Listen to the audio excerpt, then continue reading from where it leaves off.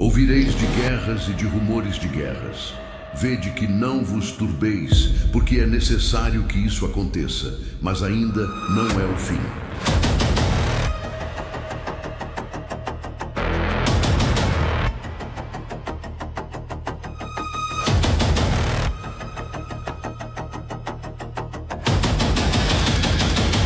Quando Jesus proferiu essas palavras no capítulo 24 de Mateus, ele não estava fazendo poesia, estava entregando um mapa de uma humanidade que chegaria a um ponto onde o colapso deixaria de ser hipótese. Olhe para o mundo neste exato momento. Nações se rearmando em ritmo que não se via desde a Segunda Guerra. Rotas comerciais controladas por quem tem mais mísseis do que disposição para negociar. Ameaças nucleares saindo dos bastidores para discursos oficiais, como se o impensável tivesse perdido o pudor de se mostrar. Isso não é instabilidade passageira. É uma reorganização profunda da ordem global. E é exatamente para momentos assim que a Bíblia levantou uma figura específica. Não o sacerdote no templo, não o rei no trono, a sentinela no muro. Ezequiel estava entre os exilados à beira do rio Quebar, quando Deus lhe entregou essa função.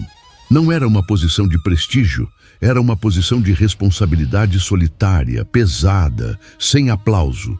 O sacerdote serve dentro dos muros, o rei governa ao centro da cidade. A sentinela fica do lado de fora, no escuro, olhando para onde ninguém quer olhar. No capítulo 33 do livro de Ezequiel, Deus deixou o peso disso absolutamente claro. Se a sentinela vê a espada se aproximar e não toca a trombeta, o sangue de quem morrer cai sobre ela. Não é figura de linguagem, é responsabilidade com nome, com medida e com consequência real. A sentinela não inventa o perigo, ela o vê antes porque está no lugar certo, olhando na direção que os outros evitam. E há uma diferença brutal entre o cristão anestesiado e o cristão histérico. O primeiro fecha os olhos e chama isso de fé. O segundo grita o fim do mundo a cada manchete e chama isso de discernimento. A sentinela não é nenhum dos dois. Ela observa, ela compara, ela avisa e depois deixa a trombeta falar. Essa distinção importa mais do que parece, porque nos dias de hoje, a linha entre alerta legítimo e pânico fabricado nunca foi tão fácil de cruzar. O excesso de informação sem estrutura fragmentou a atenção de uma geração inteira. Uma guerra começa antes da anterior terminar. Um acordo é firmado enquanto o outro desmorona ao lado. E no meio desse ruído constante, o discernimento genuíno virou raridade. É por isso que a posição da sentinela exige mais do que coragem, exige critério. Ezequiel não foi escolhido por ser o mais eloquente entre os exilados. Foi escolhido porque não desviava o olhar quando o horizonte ficava feio. Essa recusa de virar o rosto é a marca do discernimento que atravessa séculos. Há padrões se formando no mundo de hoje que não pertencem apenas à análise geopolítica. Pertencem a uma narrativa escrita por profetas que nunca conheceram o nome dos países modernos e que ainda assim descreveram movimentos que hoje soam desconfortavelmente familiares. Não é encaixe forçado, é o desconforto de quem lê um texto antigo e reconhece o presente dentro dele. Rotas que sustentam a economia global passaram a ser controladas por quem tem mais mísseis do que diplomacia.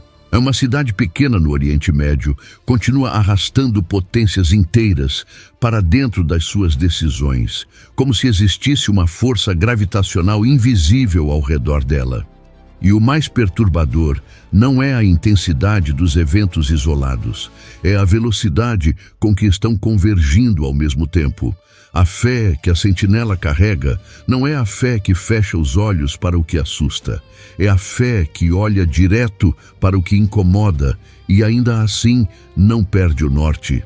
Essa é a única fé que serve para tempos assim. Do alto do muro, certas coisas ficam visíveis, que do chão nunca se enxergam.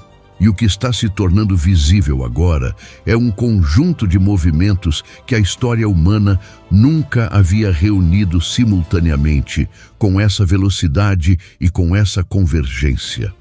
O perigo não está vindo de um único lugar. Está vindo de vários ao mesmo tempo, como braços de uma mesma pressão, fechando de direções diferentes. A trombeta não existe para causar desespero. Existe para que ninguém seja pego dormindo quando o muro importa mais do que nunca. E a pergunta que fica suspensa depois de tudo isso é direta. O que exatamente a sentinela está enxergando no horizonte agora? Há uma visão no livro de Ezequiel que durante séculos pareceu impossível de ser levada ao pé da letra. Um exército imenso descendo do norte em direção a Israel, liderado por uma potência chamada Gog, da terra de Magog, acompanhada por Pérsia, aliadas do Oriente, todos convergindo sobre o mesmo ponto. Por séculos, intérpretes sérios debateram se aquilo era simbólico demais para ser literal. Hoje, esse debate ficou muito mais difícil de sustentar, porque o que Ezequiel descreveu no capítulo 38 do seu livro não era apenas uma guerra, era uma coalizão. E coalizões precisam de tempo, de interesse comum e de um inimigo compartilhado para se formar. O tempo passou, o interesse surgiu, e o inimigo para esses blocos tem nome e endereço. A Rússia e o Irã não são aliados por acidente ou por simpatia ideológica superficial. São parceiros estratégicos que trocam tecnologia de destruição com uma naturalidade que até poucos anos atrás seria impensável entre eles. Drones iranianos caindo sobre cidades ucranianas. Mísseis balísticos persas sendo calibrados com dados russos. Instrutores de um lado treinando operadores do outro. Essa transferência militar direta entre Moscou e Teherã é a espinha dorsal do que Ezequiel chamou de Aliança do Norte com a Pérsia. E o texto bíblico usa exatamente esse nome, Pérsia, o nome histórico do Irã, o mesmo território, a mesma civilização, agora sob outro governo, mas com a mesma posição geográfica e o mesmo papel no tabuleiro. Não é coincidência de nome, é continuidade de destino. A guerra na Ucrânia funcionou como acelerador desse processo. Ela forçou a Rússia a buscar fornecedores de armamentos fora do circuito ocidental, e o Irã se apresentou como parceiro disposto, capaz e motivado. Em troca, Teherã ganhou proteção diplomática em fóruns internacionais, acesso a tecnologias que seu programa militar não conseguiria desenvolver sozinho e o respaldo de uma potência nuclear nas suas apostas regionais. O resultado dessa troca não ficou no papel. Está sendo testado em campo em tempo real, com baixas reais e destruição rastreável. Enquanto isso, a Europa observa e rearmeia às pressas, consciente de que décadas de acomodação deixaram um vácuo de defesa que agora precisa ser preenchido com urgência. A OTAN, que por anos funcionou como garantia automática, começou a ser questionada internamente sobre seus limites e seus compromissos reais. E esse questionamento não passou despercebido pelos blocos que crescem do outro lado. O capítulo 38 de Ezequiel descreve Gog como alguém que formou um plano e desceu com um propósito claro sobre Israel. O texto não diz que foi impulso, diz que foi estratégia, e estratégias do nível que o profeta descreve não se montam em semanas, levam anos de aproximação, de teste de confiança, de alinhamento de objetivos. O que se vê hoje entre os blocos do norte e do leste é exatamente esse processo em curso, não no início, mas em fase avançada. Há outro detalhe que o profeta inclui e que costuma passar despercebido na leitura rápida. Ele menciona nações que ficam de fora do conflito direto, que perguntam à coalizão invasora: vieste para tomar o despojo? Como se a presença desse exército fosse esperada por uns e tolerada por outros. Em Ezequiel, capítulo 38, versículo 13, essas nações não intervêm, apenas observam e questionam. Essa imagem de espectadores passivos diante de uma mobilização de escala global tem uma familiaridade incômoda com o que se vê hoje em vários fóruns internacionais. Declarações, preocupações, reuniões de emergência, mas nenhuma força real de contenção. O tabuleiro que Ezequiel descreveu não é uma guerra entre duas nações por faixa de terra. É uma convergência de blocos com histórias distintas, motivações distintas e línguas distintas, unidos por um objetivo que o profeta identificou milênios antes de qualquer um desses países existir no formato atual. E o mais perturbador não é que isso esteja acontecendo, é que está acontecendo exatamente onde Ezequiel disse que aconteceria, com os atores que ele nomeou, movendo-se na direção que ele apontou. O tabuleiro não está sendo montado, ele já está montado. As peças estão posicionadas com uma precisão que desconforta qualquer leitura superficial.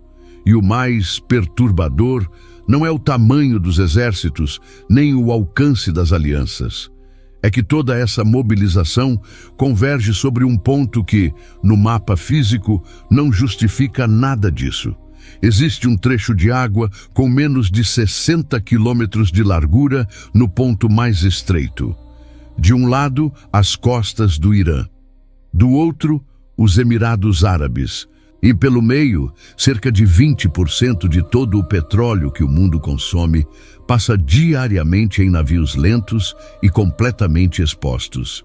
O Estreito de Hormuz não aparece nos mapas proféticos com esse nome, mas a imagem que Jesus usou em Lucas 21, versículo 25, para descrever o tempo do fim, fala de nações em angústia, sem saída, transtornadas pelo bramido do mar e das ondas. A palavra grega usada ali para angústia carrega o sentido de aperto, de pressão por todos os lados, de algo que aperta e não afrouxa.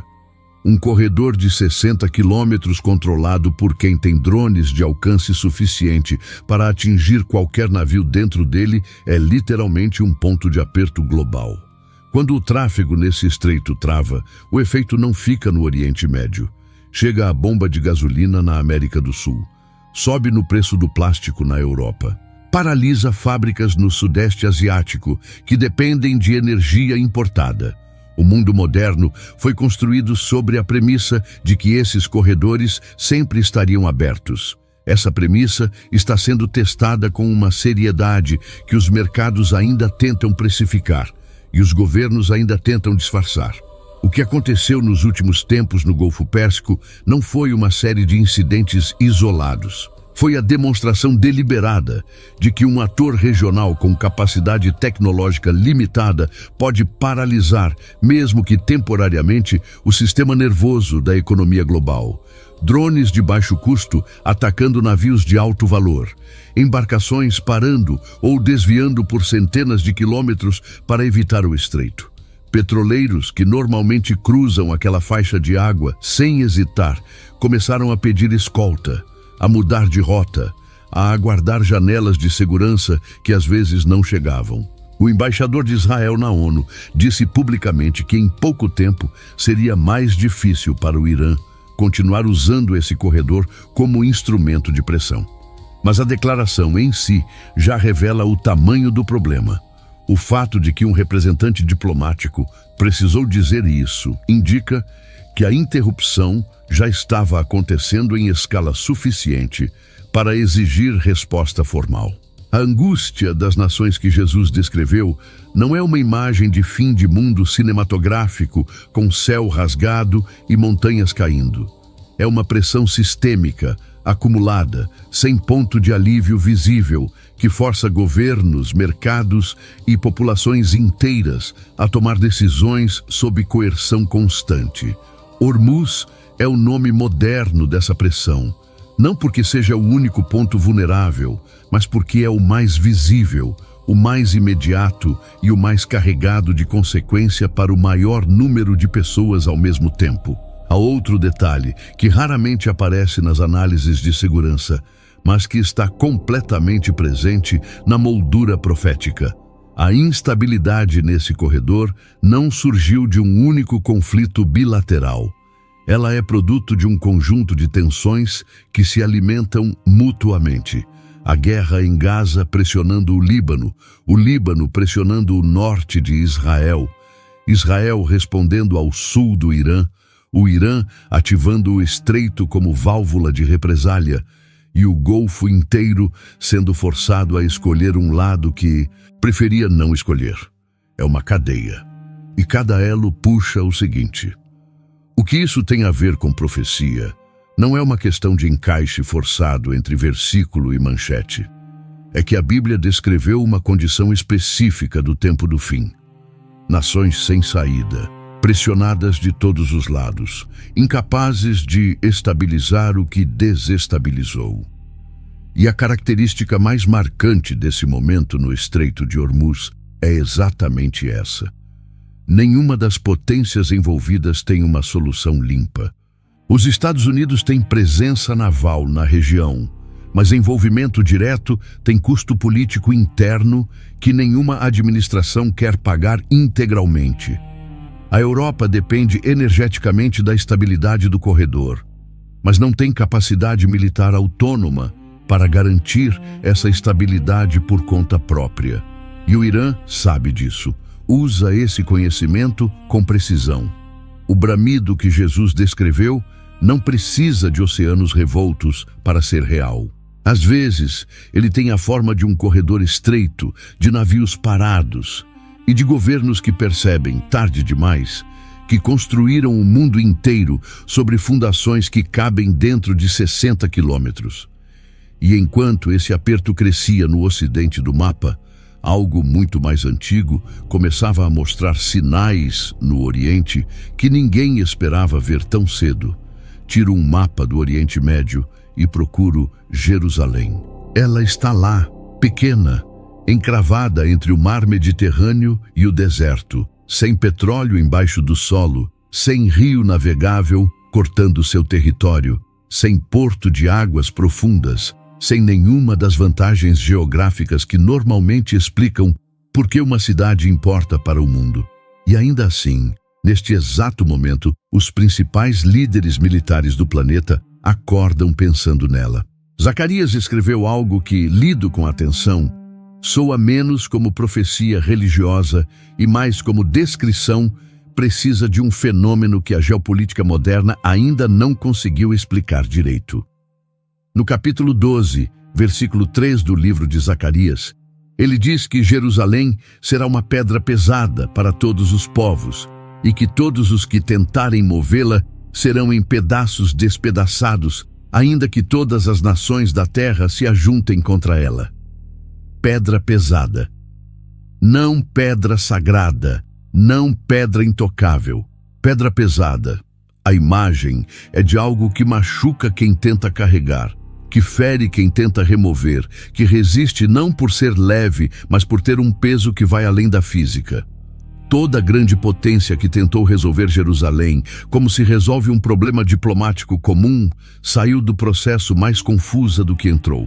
A ONU já votou sobre o status de Jerusalém mais vezes do que sobre qualquer outro território no planeta. Acordos foram firmados, depois rasgados. Embaixadas foram prometidas, depois suspensas. Planos de paz foram lançados com pompa e enterrados sem cerimônia. Não porque os diplomatas sejam incompetentes, mas porque há algo naquela cidade que recusa ser tratada como variável negociável. A guerra que escalou nos últimos anos entre Israel e o bloco liderado pelo Irã não é uma disputa por fronteiras no sentido convencional. É uma disputa sobre quem tem o direito de existir naquele ponto específico do mapa. E esse tipo de disputa não tem solução em mesa de negociação. Quando os mísseis iranianos cruzaram o espaço aéreo em direção a Israel, cidades do Golfo entraram em alerta. Embaixadas americanas em países vizinhos suspenderam operações. A OTAN abateu um projétil que seguia além das fronteiras previstas. Tudo isso por causa de tensões que tem Jerusalém no centro. Uma cidade que não tem 2 milhões de habitantes movimentou o aparato de segurança de potências com arsenais nucleares. Isso não se explica por interesse econômico. Não se explica por estratégia de recursos naturais. Tem um peso que escapa das categorias normais de análise. O profeta Zacarias escreveu no século V a.C., num momento em que Jerusalém estava em ruínas, recém-reconstruída depois do exílio babilônico, frágil, sem muralhas completas, sem rei, sem relevância imperial. E mesmo assim, ele descreveu uma cidade que todas as nações tentariam mover e nenhuma conseguiria. Não havia razão geopolítica para fazer essa afirmação naquele contexto. Nenhum analista racional de sua época teria apostado que aquela cidade reconstituída viraria o epicentro das tensões globais do futuro. E ainda assim, é exatamente isso que aconteceu. Há um padrão que atravessa a história toda, vez que uma potência decide que Jerusalém precisa ser resolvida nos seus próprios termos. Os babilônios a destruíram e desapareceram como império em menos de 1 século. Os romanos a arrasaram e viram seu próprio império rachar de dentro para fora nas gerações seguintes. O século XX foi marcado por promessas e mandatos sobre aquele território que geraram mais conflito do que estabilidade. A pedra não quebra quem a toca. Ela despedaça quem tenta carregá-la como se fosse sua. O que está acontecendo hoje ao redor de Israel não é diferente em natureza do que aconteceu antes. É diferente em escala. O número de atores envolvidos, a tecnologia usada, a velocidade com que decisões tomadas em Teherã ou em Moscou chegam como consequência sobre Tel Aviv ou sobre o Golfo. Tudo isso é inédito em termos de velocidade e alcance. Mas a dinâmica central é a mesma que Zacarias descreveu. Nações convergindo, tentando resolver, saindo machucadas. E o mundo inteiro continua tropeçando na mesma pedra, como se cada geração precisasse aprender por conta própria que ela não se move. O que nenhuma análise geopolítica consegue responder satisfatoriamente é por quê. Porque essa cidade específica, nesse ponto específico do mapa, continua tendo esse efeito sobre o comportamento das nações, independentemente de quem governa, independentemente do século, independentemente da tecnologia disponível. A resposta que a Bíblia oferece não é geográfica, não é estratégica, é de outra ordem completamente. E essa outra ordem começa a fazer mais sentido quando se percebe que os mesmos textos que descreveram Jerusalém como pedra pesada também descreveram, com detalhe perturbador, o que viria se movendo em direção a ela pelos flancos do mapa. O Eufrates nasceu nas montanhas da Turquia, desceu pelo norte da Síria, cortou o Iraque de cima a baixo e desaguou no Golfo Pérsico por milhares de anos com uma regularidade que civilizações inteiras construíram suas vidas ao redor. Babilônia foi erguida às suas margens. Ur, a cidade de Abraão, dependia das suas cheias sazonais. Os assírios mediram fronteiras usando seu leito como linha natural. Durante milênios, o Eufrates não era apenas um rio, era o limite entre mundos. E esse limite está desaparecendo. Não de forma dramática, não em uma única seca catastrófica que os noticiários cobrem por uma semana e esquecem. Está sumindo de forma lenta, consistente e documentada, com o volume de água caindo décadas após décadas, o leito encolhendo em pontos que antes eram profundos demais para vadiação, aldeias ribeirinhas sendo abandonadas porque a agricultura que sustentou famílias por gerações não sobrevive mais ao que restou do rio. O Apocalipse de João, no capítulo 16, versículo 12, descreve um anjo derramando sua taça sobre o grande rio Eufrates e a água dele secando para preparar o caminho para os reis do Oriente. João escreveu isso no final do 1º século, numa ilha grega em exílio, Ele nunca pisou no Eufrates, nunca viu seus campos alagados na primavera, nunca atravessou suas pontes ou pescou em suas margens. E mesmo assim, descreveu sua seca como portal, como remoção deliberada de uma barreira que separava dois mundos. A pergunta honesta que esse texto coloca não é se o Eufrates vai secar completamente. É o que acontece com o Oriente quando a barreira que historicamente o separava do Ocidente deixa de existir como obstáculo real. A China anunciou aumento significativo no orçamento de defesa, com projeção de modernização militar completa até 2035.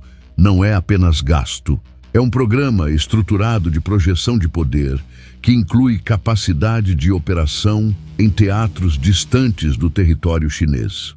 Ao mesmo tempo, a presença estratégica de Pequim no Oriente Médio cresceu de forma que seria impensável 2 décadas atrás, com acordos de infraestrutura, bases logísticas e influência diplomática em países que antes orbitavam exclusivamente em torno de Washington. O Oriente não está apenas se armando, está se reposicionando geograficamente. E o Eufrates, que por tanto tempo foi a fronteira natural entre o mundo mediterrâneo e o mundo asiático, perdeu boa parte da sua capacidade de ser essa fronteira na prática. Na Síria, o rio se tornou nos últimos anos uma linha de contato real entre zonas de poder rivais. De um lado, forças apoiadas pelo Ocidente. Do outro, zonas de influência que gravitam em torno de Moscou e Teherã. O que era barreira geográfica virou linha de frente política, com o próprio leito do rio marcando divisões que os diplomatas ainda estão tentando nomear. João viu o rio secando como condição, não como desastre. Ele não descreveu a seca como tragédia ambiental. Descreveu como preparação, como o ambiente sendo arranjado para que algo pudesse avançar. Esse detalhe muda completamente a leitura. Porque quando se observa a combinação entre a redução hídrica real do Eufrates e o reposicionamento estratégico das potências asiáticas em direção ao Oriente Médio, a imagem que emerge não é de coincidência, é de convergência. 2 linhas que partem de pontos diferentes, uma geográfica e outra geopolítica, chegando ao mesmo lugar ao mesmo tempo. A tradição interpretativa cristã sempre se dividiu sobre como ler o capítulo 16 do Apocalipse. Há quem defenda a leitura estritamente simbólica, há quem insista no literal, mas há um terceiro caminho que raramente é explorado, o de que certas profecias operam nos 2 registros simultaneamente, com o evento físico sendo real e o significado espiritual sendo igualmente real, sem que um cancele o outro. O Eufrates está secando. Isso é verificável, documentado, mensurável. O Oriente está avançando em poder e alcance geográfico. Isso também é verificável, com orçamentos publicados e acordos assinados. E a barreira que separava esses 2 mundos, seja ela hídrica, seja ela política, está se tornando cada vez mais porosa. O que João descreveu como preparo para os reis do Oriente não precisa de interpretação forçada para fazer sentido. Precisa apenas de olhos dispostos a ver o que está diante deles, sem filtrar pelo que seria conveniente que não estivesse acontecendo. A fronteira está sumindo. E quando fronteiras desaparecem, o que estava contido começa a se mover. Mas há algo que precede qualquer movimento de exércitos, qualquer avanço de poder, qualquer reorganização de forças no mapa. Há arma. E a forma como a destruição foi descrita por um profeta que nunca viu nada parecido com o que o século 21 colocou nas mãos dos homens, guarda um detalhe que muito poucos param para examinar com seriedade. Zacarias era um sacerdote que profetizava em Jerusalém reconstruída, numa cidade que ainda cheirava a entulho e esperança misturados. Ele não tinha vocabulário para o que viu. Nenhum homem do século V a.C. teria. E ainda assim, ele descreveu no capítulo 14, versículo 12 do livro de Zacarias, uma praga que cairia sobre os povos que guerreassem contra Jerusalém. A carne apodrecendo enquanto o homem ainda está de pé, os olhos se consumindo nas órbitas, a língua se desfazendo na boca. Leia de novo devagar. A carne apodrecendo enquanto o corpo ainda está erguido, não depois da morte. Durante o processo de dissolução começando antes do colapso físico. Qualquer físico nuclear que leia essa descrição sem saber a fonte vai reconhecer o quadro clínico. É o que a radiação ionizante de alta intensidade faz ao tecido humano exposto sem proteção a determinada distância de uma detonação térmica. O corpo continua de pé por alguns segundos, enquanto os sistemas internos já entraram em colapso irreversível. Os olhos, por serem extremamente sensíveis à radiação, são frequentemente os primeiros órgãos a mostrar dano visível. A mucosa da boca e da garganta, por sua vascularização intensa, responde à exposição de forma igualmente rápida e devastadora. Zacarias não estava descrevendo uma praga bíblica convencional. As pragas do Egito tinham lógica reconhecível para o mundo antigo. Gafanhotos, escuridão, morte de primogênitos. O que ele descreveu em Zacarias 14 não tem paralelo em nenhuma experiência humana anterior ao século XX. Não existe doença natural que dissolva simultaneamente carne, olhos e língua, enquanto o indivíduo permanece erguido. Não existe veneno conhecido do mundo antigo com essa cinética de ação. A única categoria de evento que produz exatamente esse conjunto de efeitos, nessa sequência e nesse ritmo, é a exposição à radiação de alta energia em determinado raio de uma explosão nuclear ou termonuclear. A questão que isso levanta não é simples e merece ser tratada sem pressa. Não se trata de afirmar que Zacarias previu a bomba atômica com precisão técnica. Trata-se de reconhecer que ele descreveu algo que nenhum ser humano da sua época poderia ter inventado, porque o fenômeno que sua descrição corresponde não existia como experiência humana até 1945. Um profeta que inventa descrições dramáticas de destruição normalmente recorre ao arsenal do que já conhece: fogo, espada, fome, peste, animais selvagens. O catálogo do horror antigo é vasto, mas tem limites. Nenhum desses limites inclui dissolução simultânea de tecidos moles enquanto o corpo permanece em pé. Há um princípio interpretativo sério que os estudiosos chamam de acomodação linguística.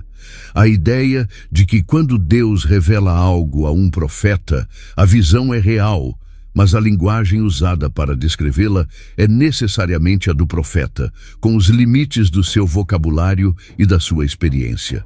João descreve bestas no Apocalipse porque não tem palavras para sistemas de governo totalitário. Daniel descreve metais em estátuas porque não tem vocabulário para impérios sucessivos de naturezas distintas. E Zacarias descreve uma praga que consome o corpo de dentro para fora, de forma simultânea e irreversível, porque não tem como nomear o que está vendo. Mas a descrição sobreviveu, e sobreviveu com detalhe suficiente para que no século XXI alguém possa lê-la e reconhecer o quadro clínico sem precisar de muito esforço de imaginação. O ambiente geopolítico atual torna essa leitura ainda mais difícil de ignorar. A escalada no Oriente Médio entre Israel e o bloco iraniano chegou a um nível em que linguagem nuclear voltou a circular em discursos que antes evitavam esse território com cuidado. A Coreia do Norte realizou novos testes supervisionados pelo próprio Kim Jong-un, com exibição de capacidade que vai além da intimidação retórica. Potências que possuem arsenal atômico estão envolvidas direta ou indiretamente em conflitos regionais que poderiam escalar por acidentes de cálculo, tanto quanto por intenção deliberada. O limiar entre conflito convencional e uso de arma não convencional nunca esteve tão presente nas análises de segurança internacional quanto está neste período. Isso não significa que o uso seja iminente. Significa que a distância entre o texto de Zacarias e o noticiário de defesa encolheu de uma forma que gerações anteriores de leitores desse profeta simplesmente não experimentaram. Há algo profundamente perturbador em ler uma descrição de 2.500 anos atrás e perceber que a ciência moderna consegue explicar o mecanismo físico por trás dela. Não porque isso prove qualquer coisa de forma conclusiva, mas porque revela que certas visões proféticas carregavam uma especificidade que só o tempo tornaria legível, como se fossem escritas num idioma que ainda precisava ser inventado para ser compreendido.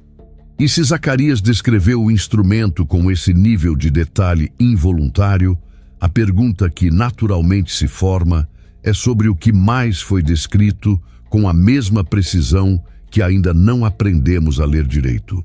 Porque há outra visão, escrita por outro profeta em outro século, que descreve não o efeito da destruição, mas o próprio instrumento dela em movimento, com som, com forma, com comportamento.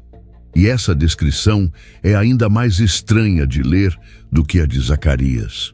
Antes de avançarmos para essa visão, um instante. Se este conteúdo tem fortalecido sua fé e ampliado sua compreensão da palavra, aproveite agora para apoiar o canal.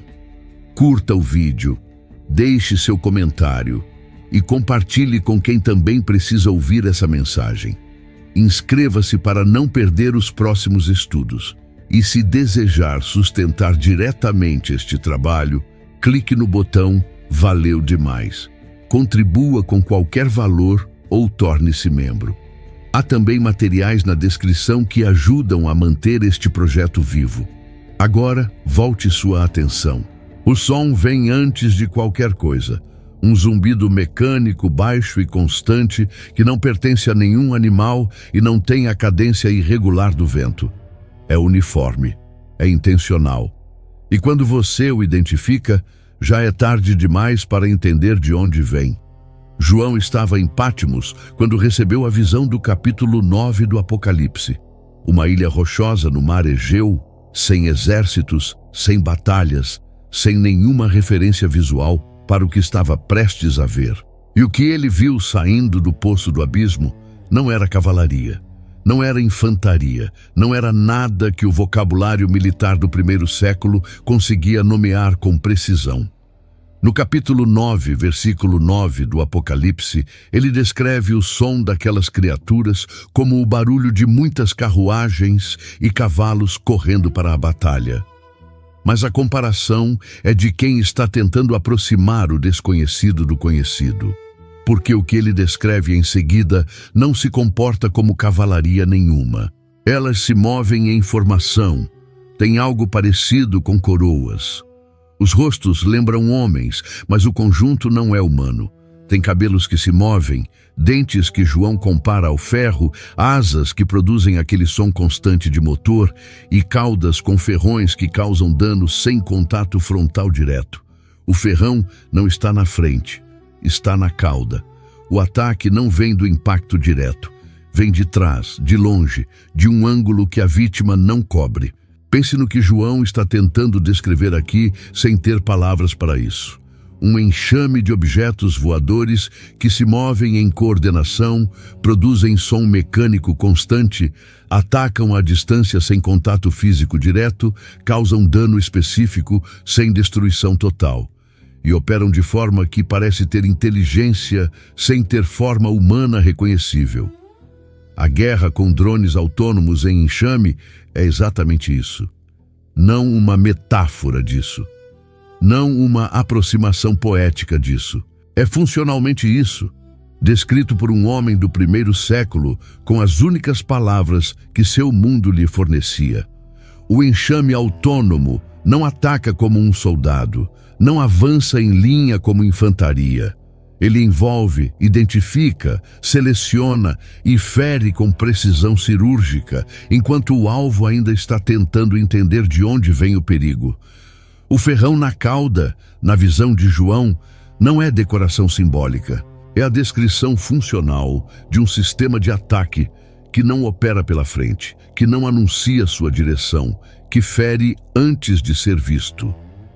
Nos conflitos mais recentes no Oriente Médio, enxames de drones de baixo custo saturaram sistemas de defesa antiaérea desenvolvidos para interceptar mísseis balísticos, não para lidar com dezenas de objetos pequenos, rápidos e coordenados, chegando de ângulos múltiplos simultaneamente.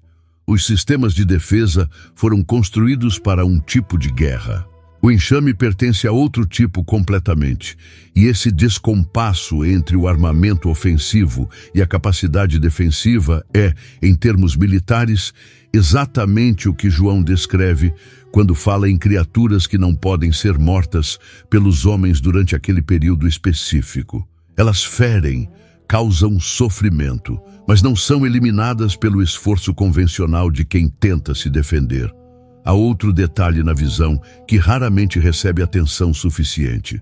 João diz que essas criaturas têm um rei sobre elas, um anjo do abismo. A guerra com drones autônomos em enxame não opera sem comando central. Há um sistema de controle, um protocolo de coordenação, uma inteligência que dirige o movimento do conjunto. O enxame não é caos, é ordem aplicada de forma que parece caos para quem está embaixo dele. João capturou essa distinção. Ele não viu anarquia, viu organização com aparência de anarquia. A guerra híbrida do presente funciona precisamente assim, assimétrica na superfície, coordenada na estrutura, psicológica no efeito. O barulho de motor que precede o ataque de drone não é apenas físico, é psicológico. Populações inteiras em zonas de conflito relatam que o som constante de drones sobrevoando, mesmo sem ataque imediato, produz um estado de tensão crônica que nenhuma outra arma convencional replica da mesma forma. O ferrão está sempre presente, mesmo quando não é usado. A ameaça opera continuamente. João descreveu isso, não como análise militar, como visão, como imagem que ele registrou com o que tinha disponível para registrar. E o que ele tinha disponível era uma mente de pescador e teólogo do primeiro século tentando dar forma a algo que pertencia a outro mundo. Seja o mundo espiritual da visão, seja o mundo tecnológico do futuro, ou os dois ao mesmo tempo. A pergunta que isso deixa não é se João estava descrevendo drones. É mais profunda do que isso. É a pergunta sobre quantas outras imagens proféticas estão esperando o momento histórico certo para se tornarem legíveis, como textos escritos em tinta invisível que só aparece quando aquecida. E há pelo menos uma parte do mapa profético que nunca precisou de tecnologia nova para ser perturbadora. Ela incomoda não pelo que descreve, mas pelo que omite. Porque quando se olha para o quadro completo do que os profetas desenharam sobre o desfecho da história, há uma ausência no centro do mapa que nenhuma análise séria consegue ignorar por muito tempo. Abra qualquer atlas de potências militares do mundo hoje. Os Estados Unidos têm o maior orçamento de defesa do planeta, com bases em mais de 70 países, frotas navais em todos os oceanos e capacidade de projeção de força em qualquer ponto do globo em questão de horas. A Europa, reunida sob o guarda-chuva da OTAN, representa o segundo maior bloco militar integrado da história humana. Juntos, o Ocidente domina o presente com uma concentração de poder que nenhuma civilização anterior chegou perto de reunir. Agora abra os textos proféticos que descrevem o desfecho da história. Procure os Estados Unidos. Procure a Europa. Procure qualquer potência que reconheçamos como Ocidente dominante. A ausência que você vai encontrar não é pequena. é proporcional ao poder que essas nações têm hoje, e o silêncio ao redor dela é ensurdecedor. Ezequiel 38 descreve a coalizão que marcha sobre Israel, com detalhes de nomes, direções e motivações. Identifica o norte, identifica a Pérsia, identifica aliados do Oriente e menciona no versículo 13 nações que ficam de fora observando, que perguntam à coalizão se veio apenas para tomar despojo. Essas nações, que apenas assistem e questionam, são descritas sem poder de intervenção real. Não são aliadas de Israel no confronto, não são parte da coalizão invasora, são espectadoras com voz e sem ação. Alguns intérpretes identificam nessas nações referências a territórios que correspondem geograficamente a partes da Europa e do mundo ocidental. Se essa leitura estiver correta, o Ocidente no desfecho profético não é protagonista, é testemunha. Isso coloca uma pergunta que desconforta qualquer análise honesta. O que acontece entre hoje e aquele momento para que a maior concentração de poder militar da história se torne um observador sem capacidade de intervenção decisiva? As possibilidades são várias e nenhuma delas é confortável. A primeira é fragmentação interna. Os Estados Unidos vivem um nível de polarização política que já afetou a capacidade de resposta coordenada em crises anteriores. Decisões de política externa, que antes eram consenso bipartidário, viraram campo de disputa eleitoral, com aliados históricos tendo que recalcular a confiabilidade de compromissos que antes eram automáticos. A segunda possibilidade é transferência gradual de soberania para estruturas supranacionais que ainda não têm o peso militar para substituir o que absorveram. A Europa vem construindo estruturas de defesa integrada, mas a velocidade dessa integração não acompanha a velocidade com que a dependência americana está sendo questionada. O resultado é um vácuo entre o que foi e o que ainda não chegou. A terceira possibilidade é a mais perturbadora de todas: que o Ocidente simplesmente não esteja no centro do desfecho, porque o desfecho não acontece no território onde o Ocidente é forte. Acontece num ponto específico do mapa, onde o poder americano e europeu sempre foi projetado, nunca enraizado. E projeção de força tem limites que o enraizamento não tem. Os Estados Unidos estão diretamente envolvidos na escalada atual contra o Irã ao lado de Israel. A Europa gasta mais com defesa hoje do que em qualquer momento desde o fim da Guerra Fria, pressionada pela Ucrânia e pela percepção crescente de que a proteção automática da OTAN não pode mais ser assumida como garantida.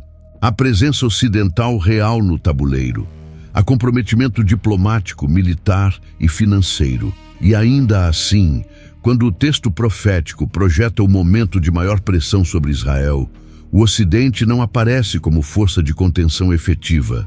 Essa tensão entre o presente e a moldura profética não tem resolução simples. Pode ser que o mapa ainda mude muito mais do que imaginamos antes que qualquer desfecho se aproxime. Pode ser que as potências que dominam o presente não dominem o momento que os profetas descreveram.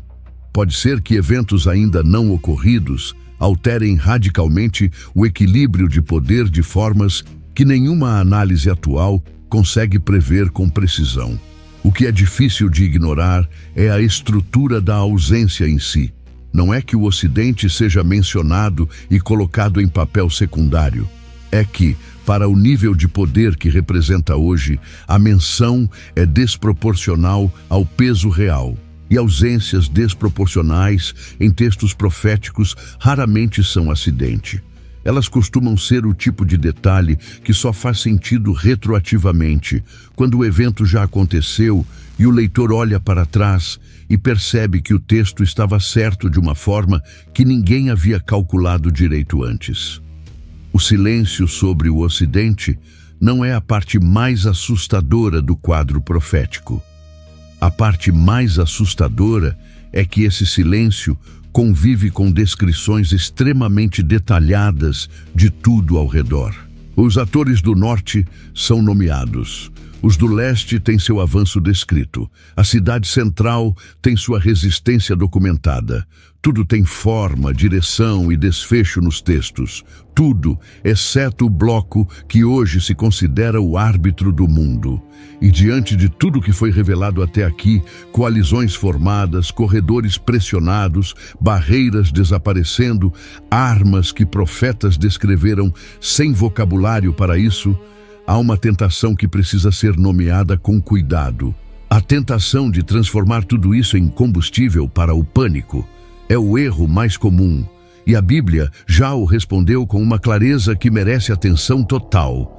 Jesus sabia o que a informação em excesso faz com a mente humana. No capítulo 24 de Mateus, antes de descrever qualquer sinal, ele deu uma instrução que a maioria das pessoas que estudam profecia bíblica lê rápido demais para absorver de verdade. Vede que não vos turbeis. Não foi um conselho gentil de encerramento.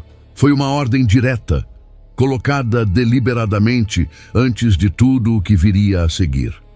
Como se Jesus soubesse que a lista de sinais que estava prestes a dar seria, nas mãos erradas, mais destruidora do que os próprios eventos que ela descrevia. Guerras, rumores de guerras, nações se levantando contra nações, fomes, terremotos em vários lugares, perseguições, falsos profetas, o amor de muitos esfriando. Cada item dessa lista, lido isoladamente, parece o fim do mundo. Lido junto com a instrução que vem antes, muda completamente de natureza. Jesus chamou tudo isso de o princípio das dores. A palavra grega usada ali é a mesma usada para as contrações do parto. Não é a dor do fim. É a dor que anuncia que algo está chegando. E quem já acompanhou um parto de perto sabe uma coisa que a imagem captura com precisão brutal. As contrações aumentam de intensidade conforme o nascimento se aproxima. Mas nenhuma contração isolada é o nascimento em si. Confundir a contração com o parto é o erro que paralisa. A mulher que entra em colapso na primeira contração não chega ao momento decisivo com energia para o que realmente importa. O espectador que entra em pânico a cada sinal não desenvolve o discernimento necessário para reconhecer quando o desfecho de fato se aproximar. Olhe para o que está acontecendo no mundo com essa lente e a leitura muda completamente. A escalada no Oriente Médio é real. A guerra prolongada na Ucrânia é real. O rearmamento acelerado de potências que deveriam estar em fase de distensão é real. Nada disso foi exagerado ou fabricado ao longo desses capítulos, mas real não significa final, intenso não significa consumado. A Bíblia tem um vocabulário específico para o fim consumado, e esse vocabulário ainda não foi acionado em sua plenitude. Há eventos que os profetas descrevem com marcadores tão específicos que, quando ocorrerem, não vão precisar de interpretação. Serão reconhecíveis sem esforço por qualquer pessoa que tenha lido os textos com atenção. A abominação da desolação que Jesus menciona em Mateus 24 tem um endereço específico e uma natureza específica. O cerco final a Jerusalém, descrito por Zacarias, tem uma escala e uma resolução que não permitem confusão com conflitos anteriores. A intervenção direta descrita no desfecho de Ezequiel 38 não é uma batalha que analistas militares vão cobrir com neutralidade, como cobrem as guerras de hoje. Nenhum desses eventos aconteceu ainda. E confundi-los com o que está em curso agora é exatamente o tipo de erro que desacredita a leitura profética séria e alimenta o sensacionalismo que faz mal tanto à fé quanto à inteligência. O problema do sensacionalismo profético não é apenas teológico, é pastoral. Quando um canal, um pregador ou um livro decreta o fim do mundo com base em cada ciclo de notícias, e o fim não vem, o que se desgasta não é só a credibilidade de quem fez a declaração. O que se desgasta é a capacidade do ouvinte de levar a sério os sinais reais quando eles se intensificarem de verdade. É o efeito do menino que gritou lobo. Não é que o lobo nunca venha, é que quando vier, ninguém terá mais energia de atenção para reconhecê-lo. A distinção que a Bíblia faz entre sinais e fim consumado não é uma saída pela tangente para evitar comprometimento. É uma estrutura de leitura que protege o crente de dois erros opostos e igualmente perigosos: a cegueira que ignora o que está acontecendo e o pânico que paralisa diante do que ainda não chegou. Os sinais que se acumulam hoje têm peso real. A coalizão que se forma ao norte de Israel tem paralelo profético documentado. A pressão sobre Jerusalém tem escala inédita. A fragilidade dos sistemas globais tem profundidade que gerações anteriores não experimentaram com essa abrangência. Tudo isso merece atenção séria, leitura cuidadosa e posicionamento espiritual consciente. O que não merece é ser transformado em combustível para a ansiedade crônica que consome as pessoas sem produzir nenhum fruto real. Há uma frase no capítulo 21 de Lucas que raramente recebe a ênfase que merece diante de tudo que o precede no texto. Jesus termina a lista de sinais cósmicos, terrestres e políticos com uma instrução que vai na direção completamente oposta ao que o instinto humano esperaria. Não diz, fujam, não diz, escondam-se, não diz, entrem em colapso, diz, levantai as vossas cabeças. Porque a intensificação dos sinais não é o anúncio do desastre para quem entende o que está acontecendo. É o anúncio de que a redenção prometida está se aproximando. E quem chega a esse ponto com a cabeça baixa, curvada pelo peso da ansiedade e do pânico acumulado, perde exatamente o momento para o qual foi chamado a estar de pé. A sentinela não foi colocada no muro para entrar em colapso quando o horizonte ficou difícil. Ela foi colocada lá para continuar de pé quando tudo ao redor estiver cedendo.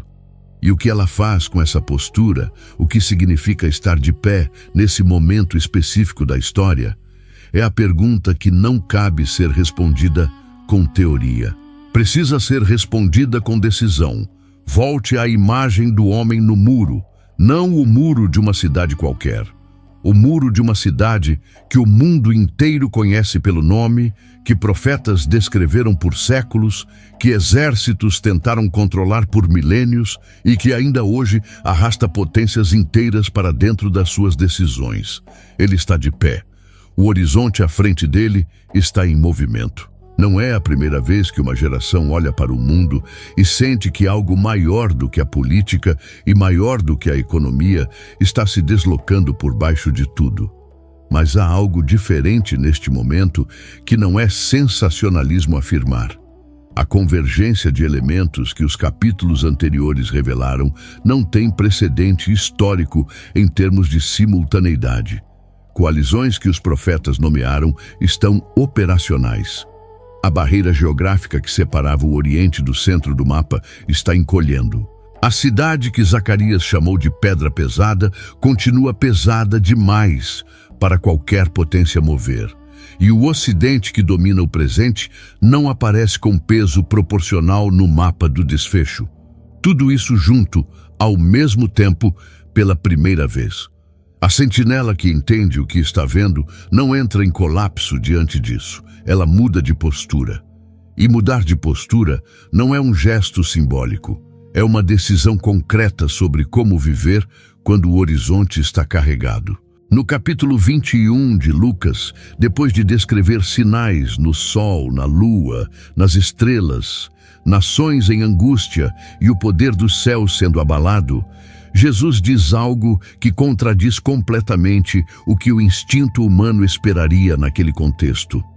Quando estas coisas começarem a acontecer, endireitai-vos e levantai as vossas cabeças, porque a vossa redenção está próxima. Endireitai-vos, levantai as cabeças, não é linguagem de sobrevivência, é linguagem de posicionamento. Sobrevivente é quem agacha, esconde, espera passar. Quem levanta a cabeça no meio do caos não está ignorando o que está acontecendo. Está recusando que o peso do que acontece dite a sua postura. Essa distinção é tudo. Porque a fé que os profetas descreveram para o tempo do fim não é uma fé que aguenta quieta num bunker esperando o céu se abrir. É uma fé que permanece de pé, com clareza, com propósito e com a cabeça erguida num momento em que tudo ao redor está cedendo. O chamado da sentinela nunca foi produzir medo, foi produzir vigilância. E vigilância tem uma qualidade específica que a ansiedade não tem. Ela mantém a capacidade de agir. O ansioso está paralisado pelo que pode acontecer. O vigilante está atento ao que está acontecendo, pronto para responder ao que for necessário, quando for necessário. A diferença entre os dois não é de temperamento, é de ancoragem. Quem está ancorado numa narrativa maior do que o noticiário do dia não é sacudido com a mesma violência por cada nova onda de informação. Não porque seja indiferente ao que acontece, mas porque sabe que o que acontece, por mais grave que seja, não é a última palavra. E saber que não é a última palavra muda tudo na forma de atravessar o que está no meio. A vigilância que Jesus descreveu em Lucas 21 não é contemplativa. Ela tem direção, tem destino. Tem o verbo levantar no centro dela. Levantar a cabeça não é um gesto de ingenuidade. É o gesto de quem reconhece que a pressão que aumenta ao redor é sinal de proximidade, não de derrota. As dores de parto mais intensas são as que precedem o nascimento. O agricultor que conhece a terra não entra em pânico quando o céu escurece antes da chuva que os campos precisam. Ele reconhece o padrão. E o reconhecimento do padrão transforma o que parecia ameaça em confirmação. Há uma responsabilidade que vem junto com o entendimento.